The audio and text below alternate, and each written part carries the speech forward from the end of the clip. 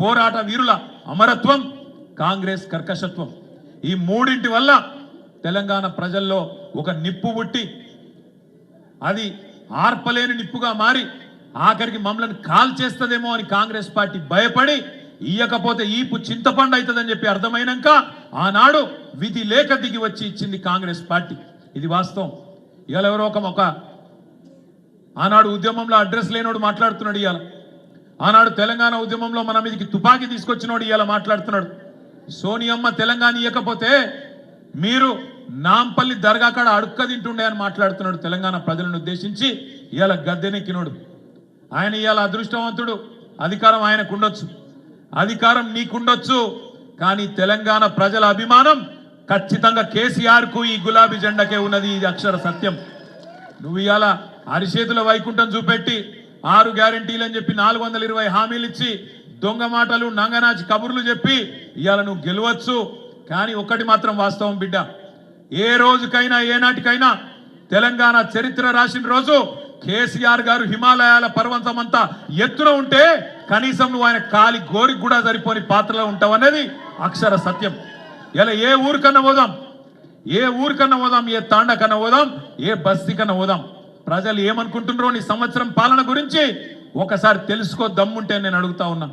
ఎక్కడ పోయినా ఒక ఆటో అన్నను కదిపితే ఆయన తిడుతున్నాడు, ఒక రైతునికి తట్టుకొని మాట్లాడితే ఎక్కడన్నా కదిలిచ్చి మాట్లాడితే ఏడుపొక్కటే తక్కువ ఉన్నది. మహిళలను ఏమమ్మా ఎట్లున్నారంటే వాళ్ళు బాధలే చెప్తున్నారు. ఇలా తెలంగాణలో ఏ ఒక్క వర్గం, ఆఖరికి గురుకులాల్లో ఉండే పిల్లలు వాళ్ళు కూడా ఆత్మహత్యలు చేసుకునే పరిస్థితి, నువ్వు బువ్వ పెట్టలేకపోతే ఆ దిక్కుమాలిన బువ్వ తిని హాస్పిటల్ పాలయ్యే పరిస్థితి. ఇది ఈరోజు తెలంగాణ సంవత్సరం పరిపాలన. ఇంకా ఈపాటి పరిపాలన కట విజయోత్సవాలట, విజయోత్సవాలు. పోలీసు వాళ్ళు లేకుండా పోతే ఈ బలగొట్టి ఎక్కడికక్కడ ఊళ్ళో తన్ని పంపించినట్టున్నారు. ఇది వాస్తవం. నేను మిమ్మల్ని దయచేసి కోరేది ఒకటే, ఇలా వాళ్ళని తిట్టేతందుకు పెట్టుకోలే మనం ప్రోగ్రాం. వాళ్ళని తిట్టేతందుకో వాళ్ళ గురించి మాట్లాడుకుంటందుకో కాదు, యాద్ చేసుకోవాలి మనం. మన నాయకుడు ఎక్కడ మొదలైండు? 2001లో మొదలైన నాడు ఏముండే మనకు అన్నాడు.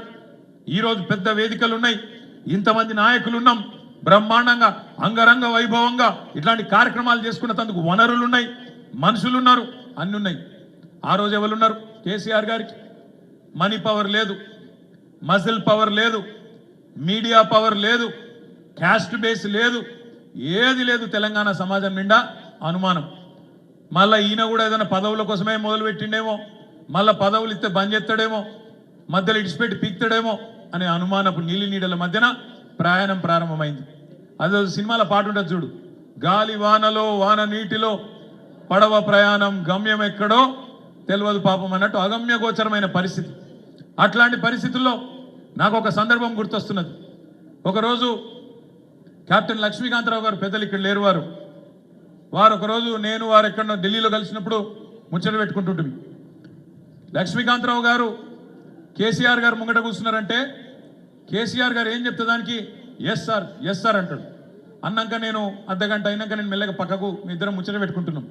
నేను అడిగిన, అంకుల్ మీరు మిలిటరీలో పనిచేసిండ్రు కదా, అందుకేనా మరి ఏం చెప్పినా కమాండర్ ఏం చెప్పినా ఎస్ సార్, ఎస్ సార్ అందుకే అంటుండ్రా నేను అడిగిన. కాదు రాము, నీకు ఒక్క విషయం చెప్తా ఇను అన్నాడు. ఏంటిది అంకుల్ అన్నా? ఏం లేదు, 2001లో కేసీఆర్ పార్టీ పెట్టంగానే నన్ను పిలిచిండు. పిలిస్తే నేను పోయి కూర్చున్నప్పుడు మంచిగా భోజనం పెట్టి గంట సేపు చెప్పిండు నాకు, కెప్టెన్ గారు ఇంకప్పటికి పంచాయతీ ఎన్నికలు కాలే, పార్టీ పెట్టి 5-10 రోజులే. కెప్టెన్ గారు తొందరలో పంచాయతీ ఎన్నికలు రాబోతున్నాయి, మన వాళ్ళు జిల్లా పరిషత్ చైర్మన్లు అవుతారు, మండల పరిషత్ అధ్యక్షులు అవుతారు, జెడ్పీటీసీలు అవుతారు, 2004 ఎన్నికల్లో ఎమ్మెల్యేలు అవుతారు, మంత్రులు అవుతారు, కేంద్ర మంత్రులు అవుతారు, ఆఖరికి కొంతమంది గవర్నర్లు కూడా అవుతారు. ఓటు ద్వారానే శాసించి మనం తెలంగాణ తెచ్చుకుంటామని చెప్పిండు.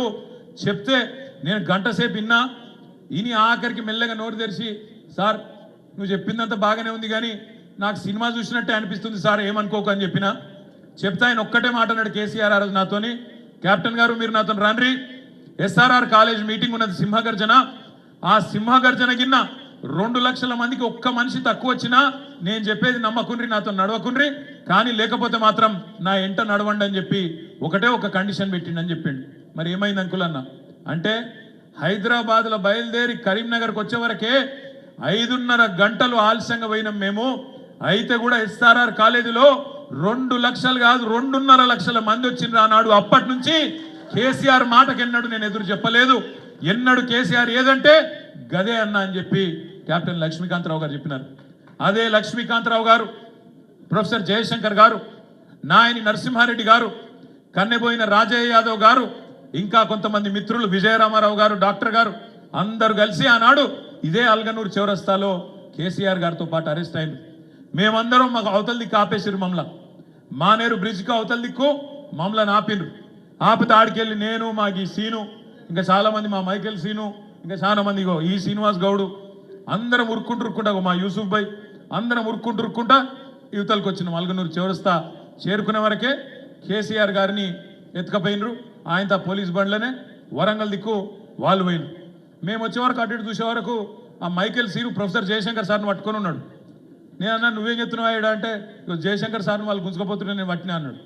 అంటే అక్కడ ఆపుకొని జయశంకర్ అంకుల్ను మా కారులు ఎక్కించుకొని మేము కూడా సార్ కారు ఎంబడ మేము కూడా వరంగల్ దిక్కు బయలుదేరినాం.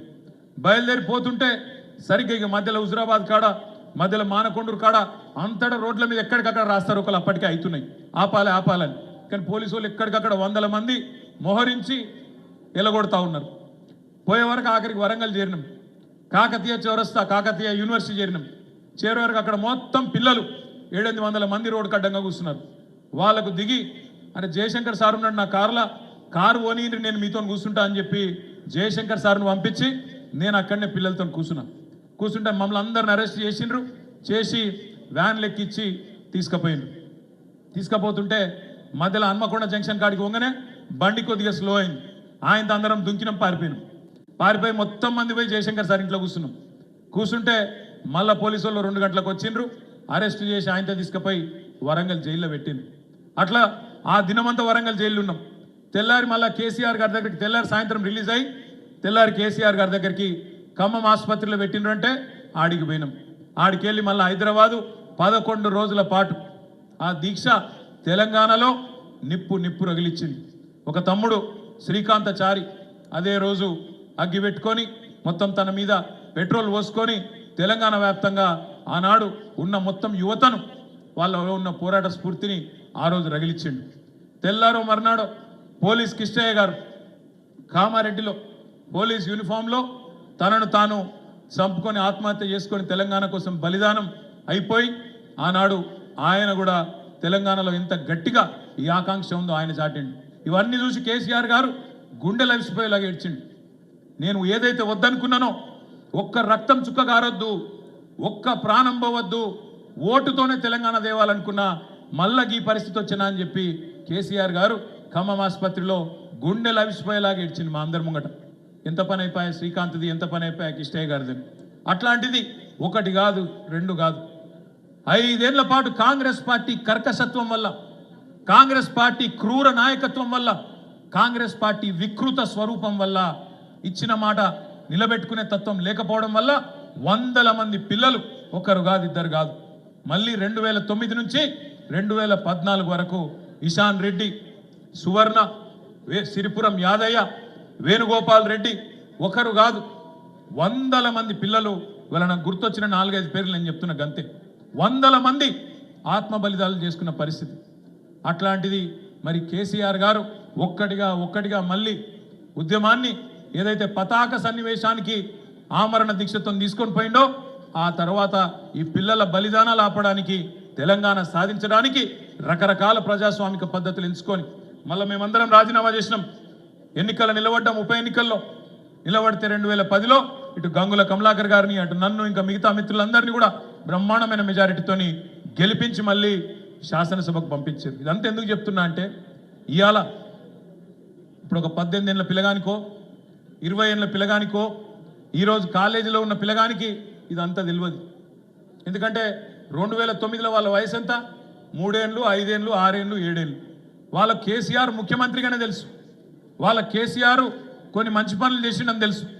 రైతు బంధు ఇచ్చిండని తెలుసు, నీళ్లు తెచ్చిండని తెలుసు, కరీంనగర్ పట్టణం మంచిగా చేసిండని తెలుసు, పల్లె ప్రగతి పెట్టిండని తెలుసు. ఇవన్నీ తెలుసు. ముఖ్యమంత్రిగా అద్భుతంగా పనిచేసిండని తెలుసు. కానీ వాళ్ళకు కేసీఆర్ ఒక ఉద్యమకారుడిగా, ఉద్యమ నాయకుడిగా, తన ప్రాణాలకు సైతం పోరాడి తెచ్చిండు తెలంగాణ అన్న విషయం తెలియదు. ఈ దీక్షా దివస్ రోజు ఇక్కడ కూర్చున్న మా అన్నదమ్ములకు ఆడబిడ్డలకు నేను మనస్ఫూర్తిగా మిమ్మల్ని కోరేది ఒకటే, మళ్ళొక్కసారి పోరాట బాట పట్టాల్సిన బాధ్యత, పోరాట బాట పట్టాల్సిన అవసరం ఈరోజు తెలంగాణ సమాజానికి ఖచ్చితంగా ఉన్నది. ఏ క్రూరమైన కాంగ్రెస్ పార్టీ అయితే దశాబ్దాల పాటు మనతో ఆడుకున్నదో, మన జీవితాలను చెల్లాచెదురు చేసిందో, మళ్ళా అదే దుర్మార్గులు ఇవాళ మోసం